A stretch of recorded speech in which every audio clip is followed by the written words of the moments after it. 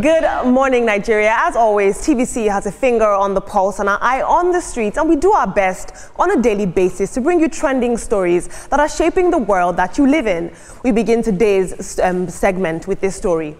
The Labour Party's 2023 presidential candidate, Peter Obi, has raised alarm over the demolition of a property linked to his younger brother in Lagos, describing the act as unlawful and lacking due process. Now, in a post shared on his verified X account on Tuesday, Obi said that the building owned by his brother's company had stood for over 15 years before it was suddenly torn down by unknown individuals claiming to act on a court judgment. Take a look at this. You can see things that are here. Nobody could remove anything. Is that how I come to work? They just came suddenly, started demolition. You know, if my brother didn't have a brother like me, they would. He wanted to enter here. They say, no, you can't enter. We have court injunction. What about court injunction that allows somebody to enter into another person's property? They freeze him for removing his things and everything, and demolishing everywhere. What about court injunction is that? We are finished with the country. Now, Peter Obi flew into Lagos from Abuja to assess the situation himself, and he said that he was denied entry to the premises and was simply told that the demolition was being carried out pursuant to a court order. However, he insists that this judgment in question made no reference to his brother, the property, or any order for demolition. He says that the court ruling was vague and targeted unnamed squatters. The former Anambra governor used this incident to spotlight wider concerns about Nigeria's business climate, warning us that such actions discourage investment and undermine confidence in the rule of law. This is very interesting. We are seeing that a lot of these demolitions are taking place, and that property rights and that land ownership is constantly being overturned without any clear legal backing. What this does, unfortunately, is that it undermines our trust in the property system, especially in relation to potential investors. But let's take a look at social media.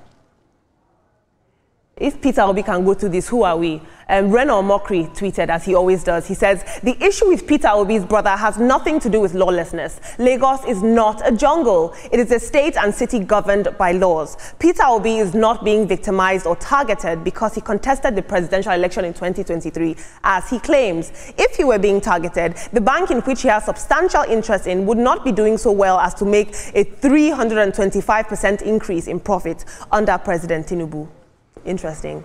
Moving on now, in a more somber development, as the National Drug Law Enforcement Agency, the NDLEA, ramps up its campaign against drug trafficking and abuse, a disturbing new video is making rounds online, highlighting just how deep the crisis has become among Nigerian youth. The clip, which has since gone viral, shows several young Nigerians in what many are describing as a zombie-like state, slumped, twitching, and clearly incapacitated. Apparently, that the substance at the center of this latest alarm is Colorado, a street name for a mix of synthetic cannabinoids that's gaining popularity in recreational circles. It's known for its intense psychoactive effects. The drug has now been linked to hallucinations, seizures, severe mental health disorders, and in some cases, sudden death. This footage has, of course, caused a lot of conversation online, and many people are calling for government intervention, better mental health support, and stronger regulation of these street drugs that are flooding Nigerian streets. And once again, we're forced to confront a growing drug crisis and ask the question, are we doing enough to safeguard the future of Nigerian youth? This is very interesting. The rate that we're seeing drug use in the youth. The UNODC reported that 14.3 million Nigerians are addicted to substances. That is one in 7 Nigerians. So this is not just a funny video where some youths are slumped. This is a generational emergency, and we must treat it as such. If you're a parent and you ever see these sort of symptoms with your children, you should watch out. Let's take a look at social media. Ahmed says, see the leaders of tomorrow. This drug has obliterated the future of some youths. You cannot blame this on the government. That is very apt. But moving on now, the National Youth Service Corps has denied reports that it extended the service year of a Lagos-based Corps member, Rita Ugwamaye, popularly known as Raye, as punishment for her criticism of President Bola Tinubu's administration. Now, Raye recently went viral a couple of months ago on TikTok after posting a video where she voiced frustration over Nigeria's economic hardship and rising inflation. And there was widespread speculation that her service here had been extended in retaliation to her criticism of the current government. But when contacted on Tuesday, the NYSC's acting director of press and public relations, Carol Embu, debunked the claims, and she clarified that such decisions are only made at the point of passing out and that no extension had been issued in Rita's case.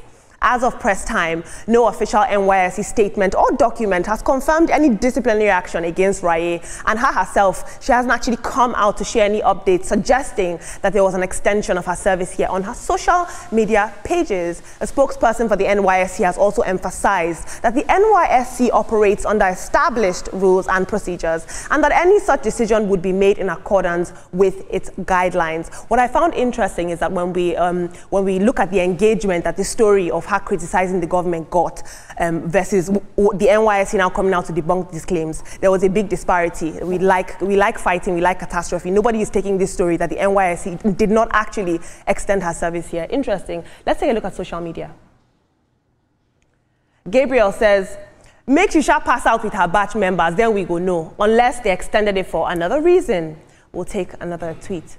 Omar says, this is the power of social media. Someone from above has called them. Team, I think it's very, very important that the NYSC came out to debunk these claims, because oftentimes we pin these things on them because we want controversy. We want a figurehead for the fight against the government. And so it's good that the NYSC came out and said, we did not do this to this young woman.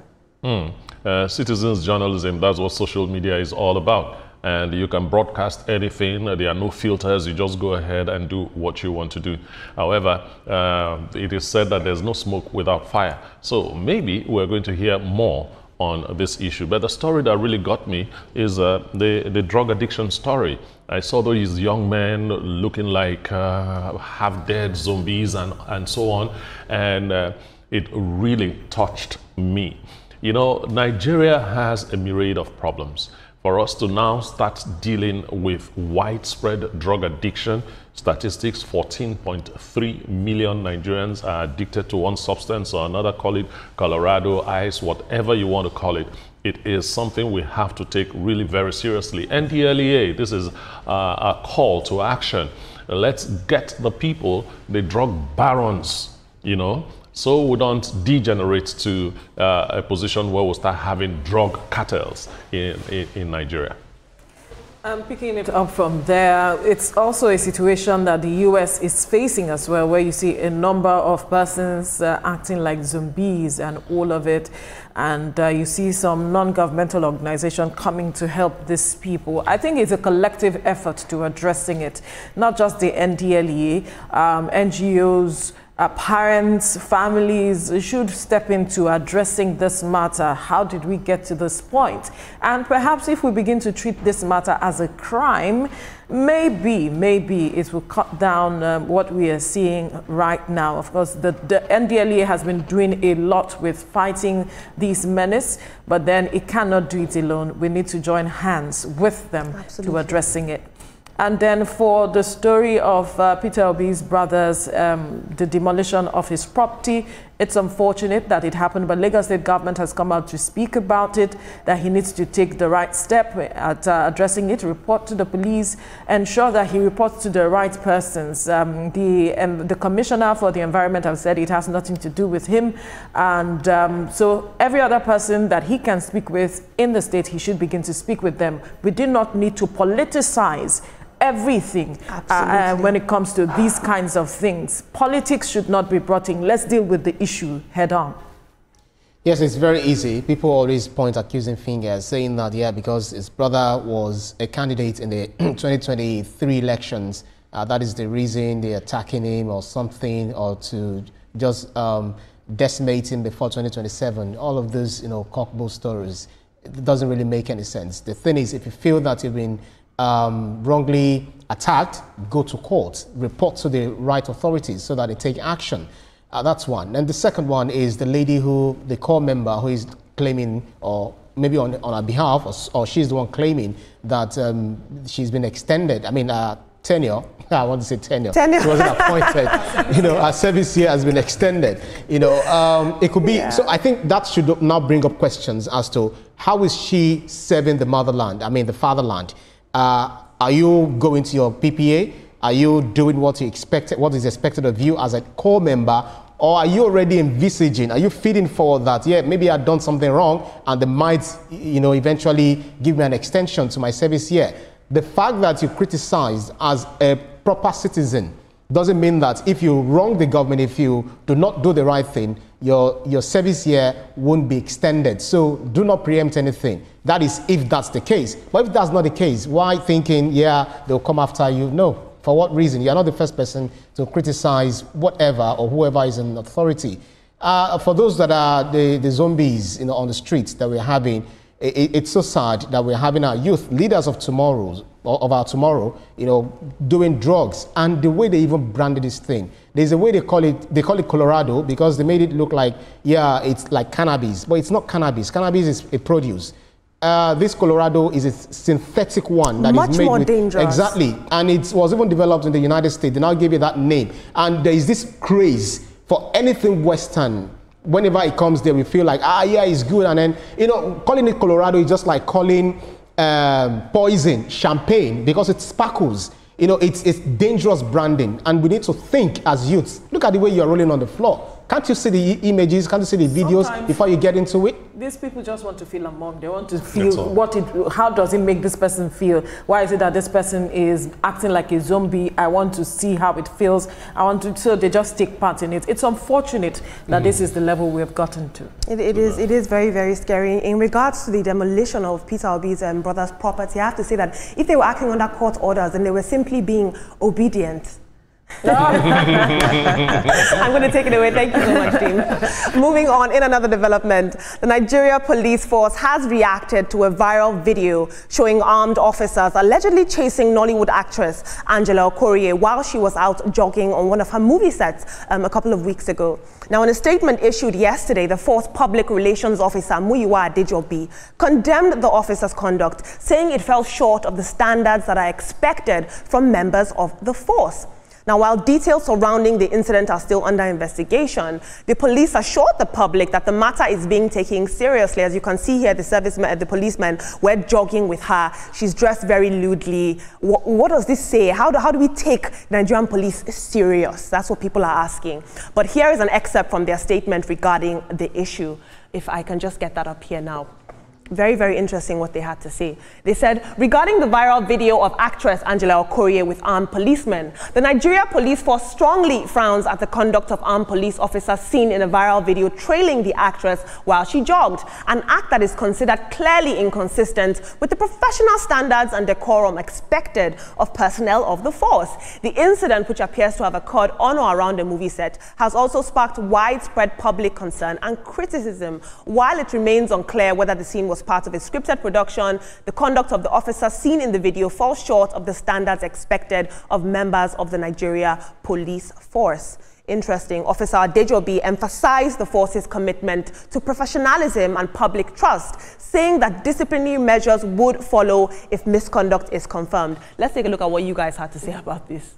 Very interesting. I love the fact that Mr. Muyiwa Adejobi is very, very active on social media. He's constantly engaging with us on ground in regards to matters concerning Nigerian police. At Candid says, uniformed men that you can hire with any amount, too cheap and confused about their scope of work.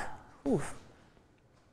And Dr. J says, you cannot say as the police while it remains unclear. You are the police service. It is your primary duty to clear whatever is unclear. One phone call before putting out the statement could have solved that riddle. If we can't unclear whether a police officer was part of a movie set or not, how can we solve homicide cases with forensic trails, DNA samples, and the likes? Interesting. But now to the international scene. At least 16 people have been killed and over 400 injured across Kenya after a nationwide demonstration turned violent. What began as a peaceful memorial march to honor the more than 60 people killed during anti-tax protests in 2024 quickly spiraled out of control yesterday. Thousands of mainly young Gen Z Kenyans took to the streets to remember victims of last year's deadly police crackdown when demonstrators stormed parliament as lawmakers passed a controversial finance bill. Now, the tax hikes were eventually dropped by President William Ruto, but the anger clearly hasn't gone away. And this year's protests were reignited after a recent death of a young blogger and teacher, Albert Ojwang, who reportedly died in police custody after publishing a post critical of an officer. For many Kenyans, this tragedy that happened with this man felt like proof that little had changed in their country. Yesterday, the police in Kenya responded with tear gas, rubber bullets, and live ammunition, particularly in Nairobi and other major cities. And several protesters were confirmed to have died from gunshot wounds, while emergency services are saying that they treated hundreds of injuries, ranging from stampede wounds to respiratory distress. Human rights groups are now condemning the government's handling of the situation, and they're accusing the government of media censorship, excessive force, and ignoring calls for accountability. Now, why this is interesting is that this is being touted as a Gen Z protest. They're mobilizing on TikTok, Instagram, Twitter. They're using social media to protest because, bear in mind, the Kenyan government has censored these protests. They're not to be broadcast on national TV. But what I find interesting about protesting in this current age is I want to see if governments are going to engage the youth where they are at. How do we engage the younger generation? Because if you look at it, this is actually political participation. How does the government engage with us? This is what will tell us about the current political sphere. Let's take a look at social media.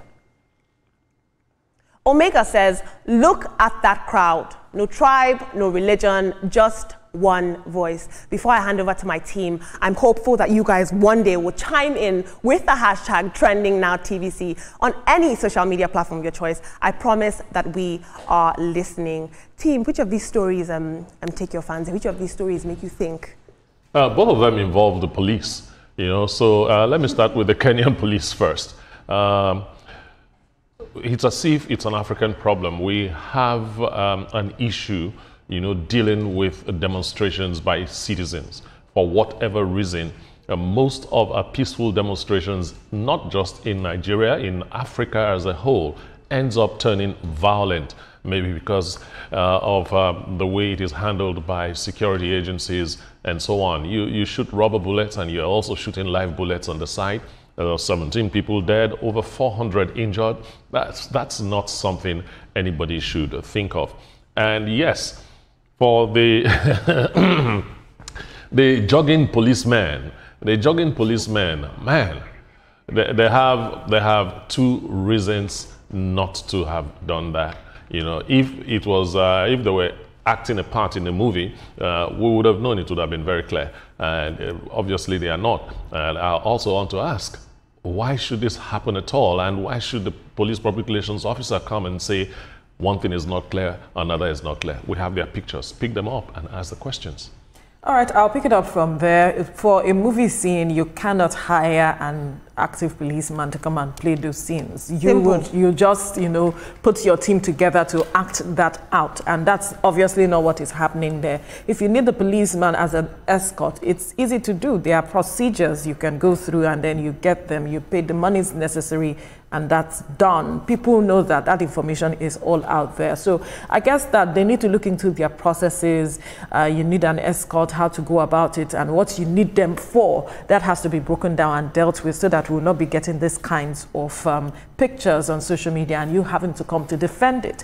And then for the matter of what is going on in Kenya, it reminds me of the 2020 protest that we had here in Nigeria. Although that was also made in controversy, young persons need to know how to engage government. They need to trust people. That will make it seamless and understand how to work with government. Until they come to understand how to negotiate with government, we'll continue to see these kinds of things. Right. So the two matters. The issue of our Nigerian police jogging. Only God knows what was magnetizing, on the actress, that made the police forgot that they that they had a gun, and then they had to jog. But normally it's routine for the Nigerian police to jog and all of that. So probably it was coincidental. Let's just find an excuse for them, kind of. But let the police deal with the matter. And then the other one, which has to do with the protest in Kenya, Yeah, there was this white bread protest, in Kenya, but it's not exclusive to Africa. Because when you look at it, look at what is happening what had happened in Venezuela, France. Yeah, I'm going to wrap up now. And then even in America, recently, that Trump had to deploy the National Guard, under his dictatorship. This is where we have to wrap rather than things presidency. Up. All right, we have to wrap things up here now.